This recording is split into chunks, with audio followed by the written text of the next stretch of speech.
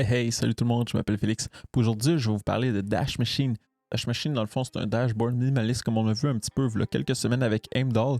Fait que, on va regarder comment l'installer, la configuration, comment ça se fait. Et tout au long de la vidéo, dans le fond, on va avoir un petit comparatif sur les différentes fonctionnalités que Aimdoll possède et Dash Machine possède pour voir quel qui pourrait mieux correspondre à vos besoins et à vos préférences. Donc, on regarde ça.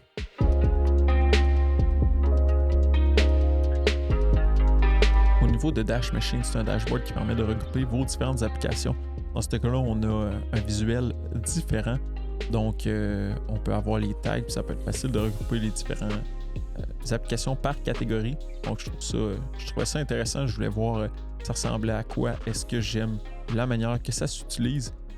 Pour ma part, ce que je vais faire, c'est que je vais utiliser Yacht pour déployer l'application, étant donné que au niveau des templates, l'application est déjà présente. Donc, si jamais vous n'avez pas vu la vidéo sur Yacht, sur mon installation configuration de Yacht, je vais mettre le lien un petit peu plus haut. Vous allez pouvoir cliquer dessus, regarder la vidéo pour l'installer, puis après ça, pouvoir déployer Dash Machine en un seul clic. Donc, pour le déploiement, on va faire Deploy, Dash Machine, Restart Policy, Always, le Web UI sur 5000. Au niveau de ici, ce qu'on va faire dans OPT, c'est là-dedans que j'ai mis toutes mes autres applications. Je vais configurer et je vais déployer. Donc ici, on voit que c'est là. Ce qu'on va faire, c'est qu'on va avoir une nouvelle tab. On va lever ça et on va mettre 5000. Donc ici, Unauthorize, Go to Login. Par défaut, là, je vais désactiver mon Dark Reader. Quand vous arrivez, vous êtes connecté, vous allez avoir besoin de vous connecter. Les identifiants, ça va être admin. Une fois qu'on est connecté, ça nous dit qu'on n'a pas d'application et qu'on doit aller au niveau des settings. Donc, on clique ici. On peut voir que l'application fonctionne au niveau d'un config file. Donc, tout est au niveau paramètres valeur. Donc, ici, on va mettre dark et au lieu de orange, je vais venir mettre blue juste pour faciliter le visuel. Donc, c'est vraiment mieux comme ça. Ici, on peut voir au niveau des main settings les différents paramètres, les différentes variables qu'on peut utiliser et les descriptions, la possibilité d'avoir, donc dans ce cas-là, le thème light dark, on a les possibilités au niveau des couleurs. Il y a aussi l'information pour l'ajouter des users, des access groups. De la manière ça fonctionne, c'est comme je vous ai dit, c'est un config file. Ce qui arrive, c'est qu'on peut linker ça à un projet GitHub, par exemple, et pull et push les différentes configurations qu'on a faites. Donc, dans ce cas-là, on est en mesure d'avoir plusieurs machines avec la même configuration qui pointe, dans le fond, qui possèdent le même dashboard. Ça. Donc, ça peut être vraiment intéressant à avoir parce que c'est facile à partager ces configurations-là. Si on vient au niveau des cards, parce que comme vous avez vu ici, c'est pas possible d'acheter via un clic ou quelque chose comme ça. Donc, on doit aller au niveau des cards ici. Si on veut acheter Pi-hole, on est chercher Pi-hole. Ce que ça fait, c'est que ça nous donne la configuration qu'on doit copier et qu'on doit coller dans notre cas ici. Par la suite, je vais acheter la section tags égale Pi. Vous allez voir en quoi c'est vraiment intéressant ça. Donc, Portainer, par exemple.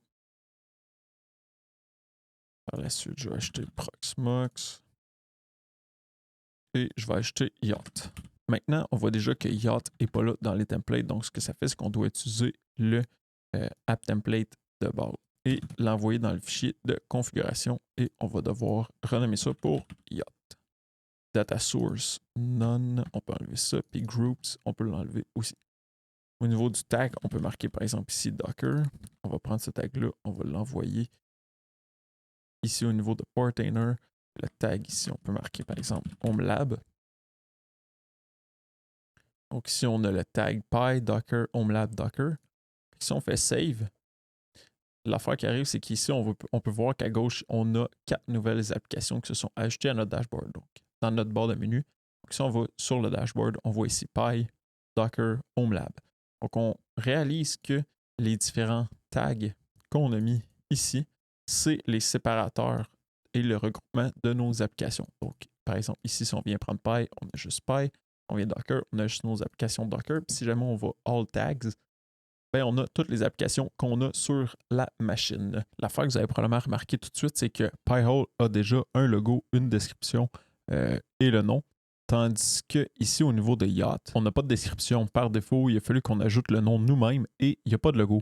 Comment ça? C'est parce que c'est une application custom. Si jamais on veut ajouter une image à cette application-là, ce qu'on va devoir faire, c'est au niveau des settings, au niveau du bouton ici, au niveau des images. Ici, on a icône et background. Dans notre cas, ça va être icône qu'on va sélectionner l'image de yacht. Une fois l'image sélectionnée, on va pouvoir sauvegarder. Une fois que l'image est ici, dans le fond, l'affaire qui est possible de faire, c'est de copier le lien. Au niveau de yacht, on va venir mettre ça au niveau de l'icône et au niveau du sidebar icon. Donc on va faire ça, on va faire sauvegarder. Ici, vous avez remarqué que yacht a changé du default logo par le petit bateau. Dans ce cas-là, on est vraiment en mesure d'avoir l'image de l'application en soi. Une fois que nos applications sont configurées, les logos sont bien ajoutés, on est en mesure de pouvoir facilement chercher, par exemple, Pi-hole, on va ressortir au niveau du Pi. Si on veut, par exemple, Portainer, on l'a. Si on veut les tags, donc si on cherche juste les images, les applications au niveau de Docker, on est en mesure de les avoir. Ça, je trouve ça vraiment intéressant comme interface parce que ça permet de visuellement d'avoir des catégories. Par exemple, email, on aurait nos applications de courriel Docker, tout ce qui est au niveau de Docker, Home Lab, networking, toutes ces affaires-là. Fait que ça serait vraiment intéressant d'avoir cette segmentation-là au niveau de Heimdall. L'affaire qui arrive, c'est que, comme je vous ai dit, ici, si on vient au niveau des tags, on vient ajouter par exemple un tag qui s'appelle Home Lab. Mais là, on va le piner. Là, il faut choisir un X color. Donc, si on vient choisir par exemple gris, là, il faudrait uploader un icône pour Home Lab. Là, on ferait save. La fois qui arriverait, c'est que dans Home Lab, on aurait par exemple nos affaires de Home Lab. Donc, si je viens ici, par la suite, je viens au niveau de Proxmox, je préfère Edit. Home, ici, au lieu de Docker, je pourrais venir mettre Home Dashboard, Home Lab, je ferais save. Fait que l'affaire qui arriverait, c'est qu'après ça, que je viens au niveau de Home Lab, je vois les applications. Pour ma part, je préfère avoir une vue un peu dans cette optique-là avec des catégories, puis j'ai juste à scroll down pour voir l'ensemble de mes applications. Tandis qu'ici, si je cherche par exemple Proxmox, que je n'ai pas affiché ici, mais que j'ai affiché seulement dans la section du Home Lab, je trouverais ça tannant de devoir faire comme ah oui, je vais sur Home Lab, ah oui, c'est quoi qu'il y a dedans? Ça revient à des dossiers dans les favoris, tandis que ici, c'est vraiment une meilleure organisation visuelle que je trouve plus attrayante puis plus facile à utiliser. Au niveau de la configuration, pour ma part, je trouve ça plus facile d'utiliser Heimdall parce que on vient ici, on fait un add, on fait l'application, puis mettons, on vient faire Guacamole. Mais tu sais, on l'ajoute, c'est déjà là, le fait d'avoir ça. Fait que Guacamole est déjà ajouté ici. De cette optique-là, là, on doit venir ici, on doit marquer la même chose. Le template n'est pas forcément là. Puis là, le fait de devoir copier-coller ici, Open Tab, OK, c'est beau, Guacamole. Fait, on save. On arrive, puis là, on l'a dans les on-tags. Fait que, si-tu tant tannant de faire ça?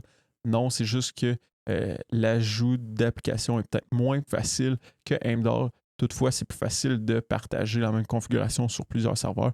Donc, ça reste à considérer. Il y a un petit point que je trouve super important aussi à mentionner, c'est que Dash Machine, c'est un projet qui ça fait 2 ans qu'il n'y a pas eu de publication, qu'il n'y a pas eu d'ajout supplémentaire à l'outil. Donc, ça fait 2 ans que l'application est arrêtée de développer.